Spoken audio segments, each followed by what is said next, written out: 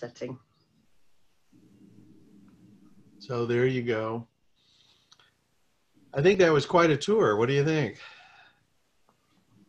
That was beautiful. Loved That was it. beautiful. Beautiful. Absolutely beautiful. Very nice. That was beautiful. Very, very pretty. Very pretty. It was a little long, but Hunter did a very nice job of stringing together sort of lots of little clips. And I think pretty. The hope is that you just felt transported to somewhere else. And we did. We did. Yeah. I will say, as just a sort of add-on to the fact it is just a beautiful village, it's amazing to come from living 25 years in the Chicago suburbs back to where I grew up here.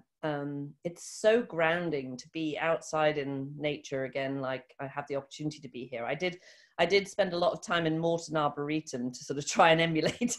So, there are a few hills missing in Naperville, but it's whole pace of life is so different. It's really slowed me down.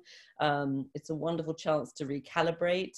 I find more time to be creative, you know, even just little things like when I first came back and trying to set up bank accounts, you know, it says, oh, we're going to text you the number to make sure it's you. And you wait and you wait. And it's like 15 minutes later, you get the text or something. Like, what was I supposed to be doing in 15 minutes? And you have to allow extra time wherever you go, because inevitably you end up behind a caravan or a tractor or somebody with a herd of sheep on the road or something. So anyway, it's just a wonderful thing about different pace of life, different style, so relaxed. So yeah, we are accustomed to running, doing everything fast, but there's no rush. There's no rush.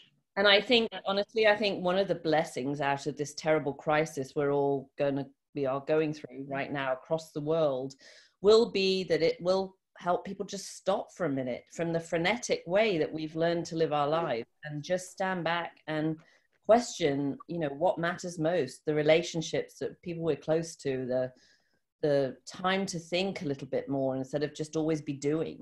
Sometimes being, it's so soulful to just be. And I think that being in nature, I find incredibly rejuvenating to go out for walks, and it gives me all sorts of creative things time. I recommend it. So who wants to ask some questions? What is the population there? How many people live in that village? Yes, in Knott Grove itself, we have 30 houses. So I think, you know, we're under 100 people in the village. The Bourton-on-Water, which is nearest village to us, it's known as the Venice of the Cotswolds. It's the most amazing tourist trap around here. It's only 10 minutes down the road. They have 3,500 residents, so 3,500, but they get 300,000 visitors every summer. Wow. So the nice thing about Knott Grove, it's hidden away. It's not a drive-through village. We're sort of a destination place that not a lot of people know about. So it's a nice little secret. Somebody asked me in the chat box how I found it.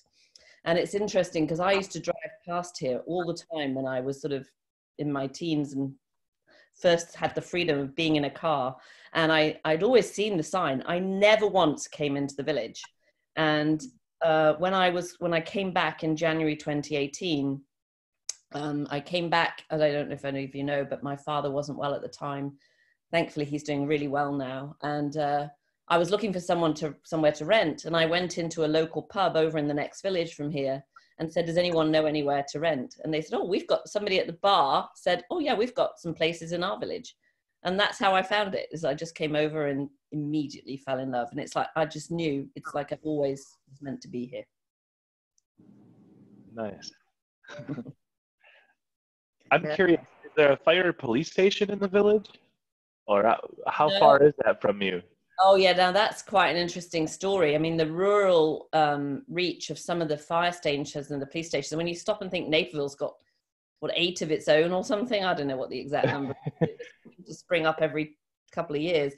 It takes ages for the ambulances. The nearest hospital is about 14 miles away, but that's not a full service hospital.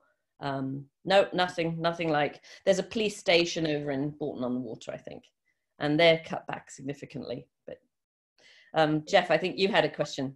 Jeff I Davis? did. Thanks, Nikki. That was awesome. So, so one of the things I'm doing is I got into watching The Crown, Oh yeah. and I think it's fabulous. I'm really into it. My wife's into it too. So, tell me if you've seen it and what your thoughts are on it. No, It's I an haven't seen it. I can't believe I started to watch it a little while ago, and actually, it's probably right up there on my list now. That hopefully we sort of get some time. But I spend so little time watching TV. It's ridiculous. At the moment, I'm on constant Zoom calls because obviously, you know, since I was announced I was going to be a director, I'm very busy over here and trying to get to know everyone.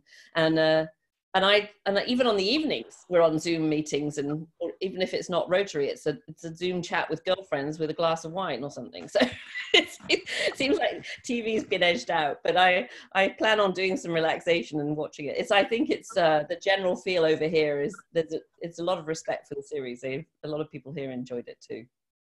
Debbie, did you have a question? Hold on a second. What about, I'm thinking Downton Abbey. When I look at the town, and is it the same kind of concept where that manor house was kind of the feeder for all the other cottages then? It was like a grace and favor kind of thing? It is very much how these villages came about, is, you know, that as people migrated with wealth out of the cities, all the land was divvied up to all the lords of, you know, it's very classist system here. There's still a lot of evidence of the old class system here. So the old lords were sort of granted the land. They would build this fantastic manor, and that would build the need for a whole bunch of people to service the manor, which is why the cottages grew up around them. It's not like that in Knotgrove, because Harry, as you probably saw, is just so down to earth. And his family bought the manor as opposed to inherited the manor. So whereas some manors have been in the same family for thousands of years, his family were relatively recent here. Yeah. Easygoing. We have, I think there's something that we want to talk about a little at the end of this, and I think this is probably as good a time as any. But in the fall, I had an opportunity to nominate someone from our district for a Service Above Self award. It's one of the highest awards Rotary offers, and it's for folks that have done exceptional things for their district, their club, and for Rotary in all. And I am proud to tell you folks that Nikki was awarded that Service Above Self award. So can you show, I mean, I haven't seen it. Can you show us what that's about as we all applaud? Absolutely.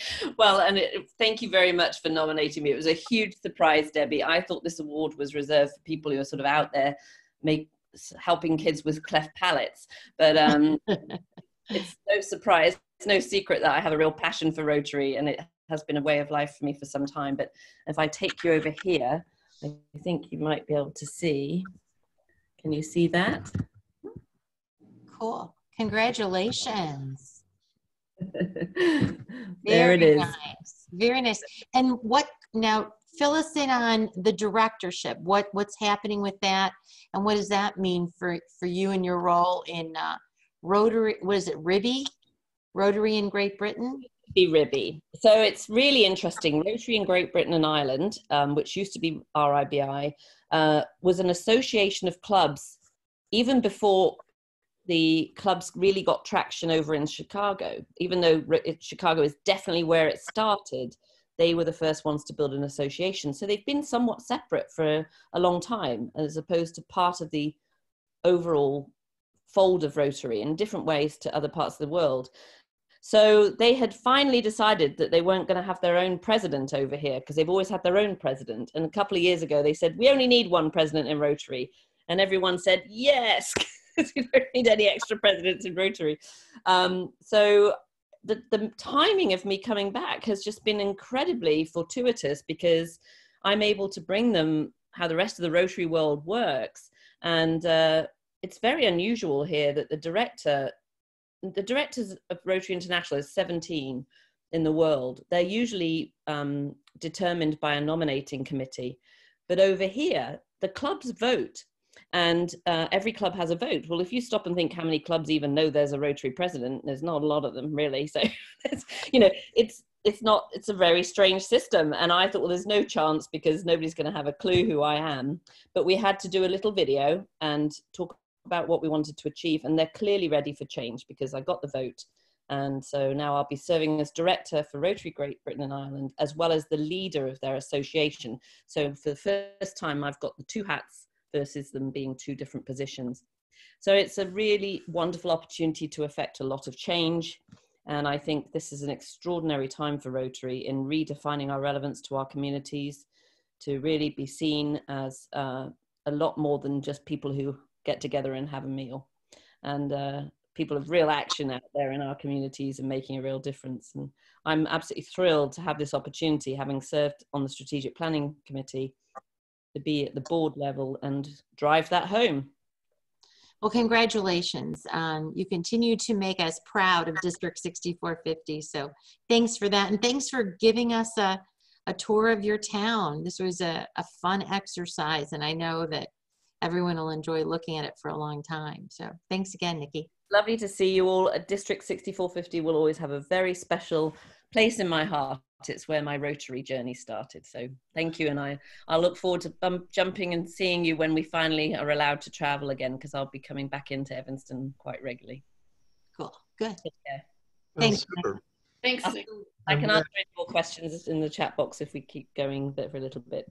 But welcome. It's lovely to see you. Bye. Yeah. Everybody should know that if you want to relive that video, it's already up on YouTube and also on the district.